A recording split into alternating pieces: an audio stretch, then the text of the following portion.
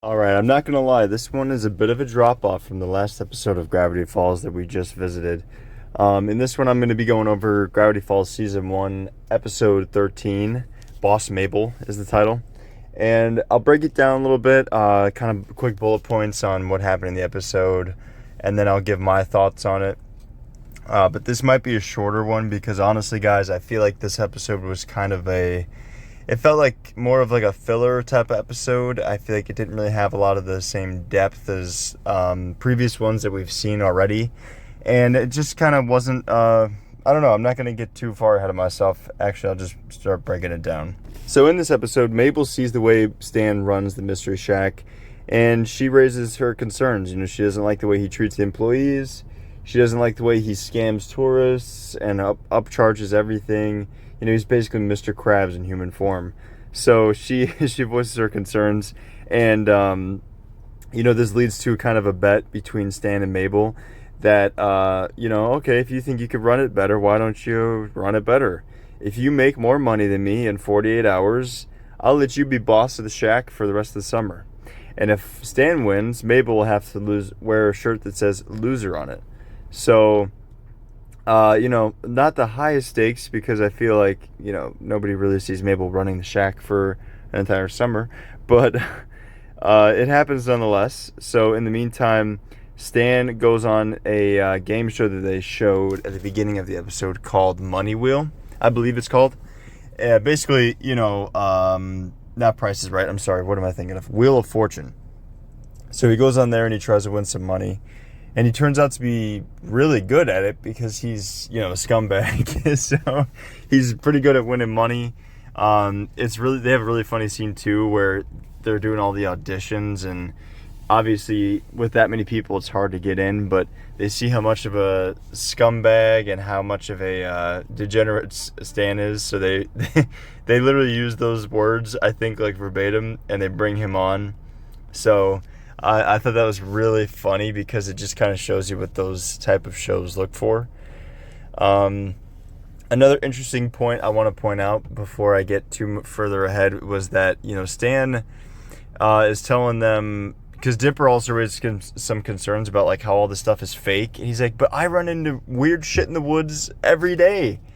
And then Stan's like, oh yeah, well, actually no, Stan doesn't even acknowledge it. I was going to say, Dipper says that, and Stan doesn't acknowledge it. Stan just kind of moves on to the conversation at hand with Mabel. So I thought that was a little weird.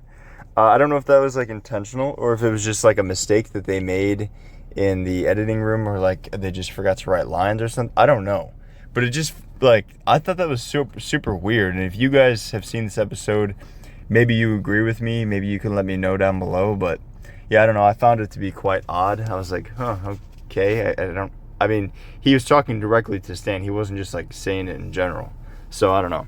Maybe I'm looking too far into it, but it kind of reminds me of how none of the parents really know what's going on. I wonder if that's like the same thing with Gravity Falls, where it's like none of the adults in the town seem to know or care that stuff is happening, because we've had this in other episodes where stuff will happen in front of adults, or like adults will experience things and then it's just never brought up. It's just never addressed. So I feel like Mugatu in Zoolander, like, am I taking crazy pills?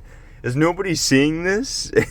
So yeah, I'm interested to see if that is an actual plot point or if it's just like a fun little Easter egg to it, like I mentioned.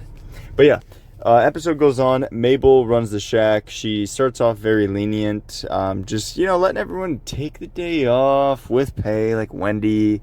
She lets Zeus be his little mascot that he created, question mark, even though he regrets it when he realizes how revealing the costume is when he puts it on.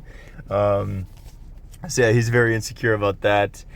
She tasks Dipper with going into the woods and finding one of the creatures he's always, talking about finding. Obviously, she knows that he's telling the truth, so she probably has faith that he will be able to find it and, get that done for her so she can make the shack a more genuine experience, because that's what she's trying to do. She's trying to turn the shack around, make it a more honest place of business, but still make some money. However, she quickly finds out why Stan does the things he does, and that maybe his way is correct, even though it's not something that she agrees with. She brings the actual monster in that Dipper finds, and the tourists aren't impressed. They don't believe that it's real. Ironically enough, they don't believe that that's real. But the fake monsters that Stan had, no, those are real. So it's just very ironic, and it shows kind of what I was talking about with this town, where it's like they could have stuff happen in front of their very eyes, and yet they won't accept it or acknowledge that it's real. I don't know. There's just a lot of odd stuff going on with the people in this town, I guess. Not too sure why, but yeah, that happens, and then Wendy's messing around with her friends in the shack, and she gets a kid injured, which in turn has caused Mabel to give the mom all of the money they've made that day so far. So it's just really not a great situation.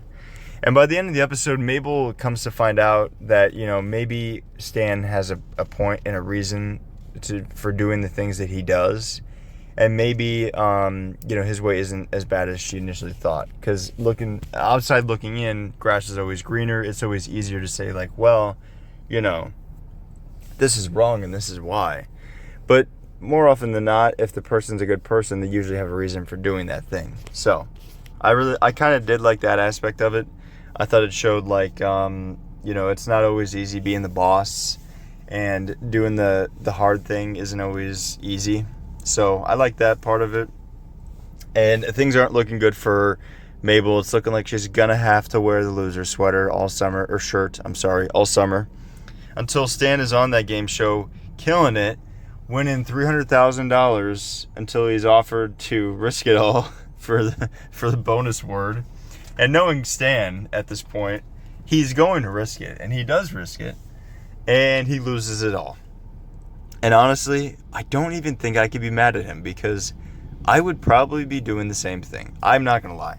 If I were given the opportunity, you admit it too. I mean, like, going to a casino, you're up big. You're like, well, if I stop now, I won't be able to, like, retire. I could win enough to retire on right now. So why stop now? And, that's every gambler's famous last words. And that's exactly what Stan does, and he loses it all. So he goes back to the shack empty-handed. But luckily for Mabel, they have $1 left, because she started to turn things around the second day. She ran things Stan's way. She upcharged everything, created a fake monster, had Zeus and Wendy back into shape. She kind of yelled at them. She kind of snapped, but it was necessary, obviously. And yeah, they ended with $1 because they had to repair the shack and do all this other stuff. Honestly, there's a whole storyline I'm skipping over with this, like, monster, where they make him, he can, like, basically, like, traumatize you if you look into his eyes. So they have to deal with that whole thing. But honestly, guys, like I said, this episode I just wasn't really a fan of. So I feel like a lot of this isn't really, like, super necessary for me to, like, recount, just because none of it really stuck with me, honestly. Like, this felt like a really weak episode, which kind of sucks, because the last one was so good, and in the Summerween episode. And it's just one of those things where it's like, it's one of those that doesn't advance the plot a ton, but, Summerween didn't do that, and I actually really enjoyed that. So I was kind of hoping that this would be a similar case to Summerween, but it really just kind of wasn't. I didn't really find a lot of themes that I really latched onto or thoroughly enjoyed, so there wasn't really much there for me in that department. Obviously, all the stuff with the characters was still really good. Like, that's the one thing you can never say about this show, is, like, the characters are bad. I feel like they've been so consistently good to the point where, like, they seem like real human beings. They seem like actual people because of how consistent they are.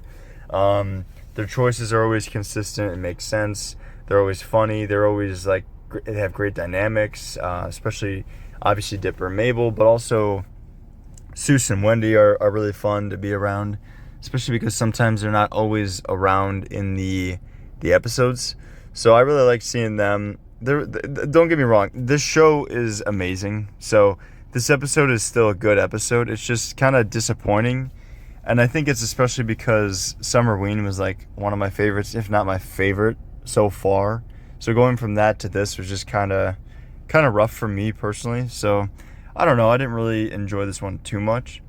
I feel like it is a below average episode because, like I said, it doesn't really advance the overarching plot that I feel like they have going on, or at least like bubbling in the background.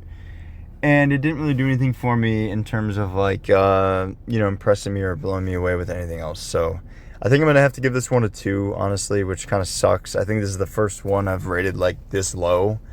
But yeah, I just feel like this was an episode that maybe we should have had towards the beginning of this season. But, I believe we're over like halfway through now. So I just feel like I want some more out of it. Maybe I'm alone in that camp. Maybe I am incorrect in your guys' opinion, but if I am, just let me know. If you stuck around for this whole video though, I just really do appreciate you listening to what I had to say.